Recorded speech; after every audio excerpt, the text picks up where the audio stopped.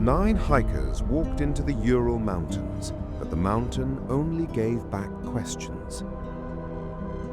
In 1959, a Soviet expedition set out toward a remote peak called Mount Autoten. They were young, trained, and experienced enough to cross brutal winter terrain on skis. But one member turned back sick, leaving 9 people to continue into the storm. Their final camp was pitched on the exposed slope of Kholat Syakhl, far above the trees. That night, something forced them out of their tent without proper coats, boots, or time. When searchers arrived weeks later, the tent was damaged, abandoned, and partly buried in snow. The strangest detail was not outside the tent, but inside its torn fabric. Investigators believed cuts had been made from within, as if escape mattered more than survival. Outside, footprints moved away from camp, not chaotically, but in a line toward the forest. They had not scattered like people fleeing blindly from monsters or soldiers. They walked into darkness, downhill, toward the only shelter the mountain offered. At the edge of the forest, searchers later found signs of a fire beneath a cedar tree. Did you find anything yet? 2 bodies were discovered nearby, poorly dressed for temperatures that could kill within minutes. Their hands showed injuries consistent with climbing, breaking branches, and desperate survival attempts. Farther upslope, 3 more bodies were found between the cedar and the abandoned tent. It looked as if they had tried to return one by one through the freezing wind. The remaining 4 were not found until spring, buried deeper in a ravine under snow. Their injuries were the part that turned a tragedy into a legend. Some had severe chest trauma, and one had a major skull injury. To outsiders, it sounded impossible. No clear attacker, no obvious avalanche, no simple answer. The official Soviet conclusion blamed an unknown, compelling natural force. That phrase became the empty space where every theory would later grow.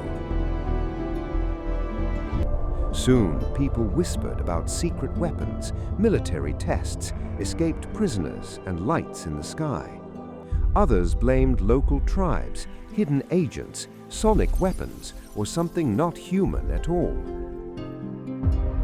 But every theory had the same problem. It explained one clue while ignoring another. If soldiers attacked them, why let the footprints remain so calmly preserved? If animals scared them, why cut through the tent instead of using the entrance? If an explosion struck nearby, why did the campsite remain strangely intact? And if nothing touched the tent, why would experienced hikers leave almost barefoot? The mountain kept refusing every answer that tried to become complete. For decades, Dyatlov Pass became less like a case and more like a mirror. People saw in it whatever frightened them most: government secrecy, nature, madness, or the unknown. Then modern researchers returned to the simplest suspect of all: snow. Not a massive roaring avalanche, but a smaller slab, moving with terrifying force. The idea sounded too ordinary for a mystery that lasted generations. But ordinary things can become deadly when timing, terrain, and weather align. A tent cut into a snowy slope can weaken layers above it. Strong wind can load new snow on that same slope for hours. Under the right conditions, a delayed slab can release long after the first cut. It would not need to bury the entire mountain to create panic. It would only need to strike the tent hard enough to injure and terrify. Inside the darkness, the hikers may have believed a larger slide was coming next. So they cut their way out, moved downhill, and waited among the trees. There they built a fire, shared clothing, and tried to survive the cold.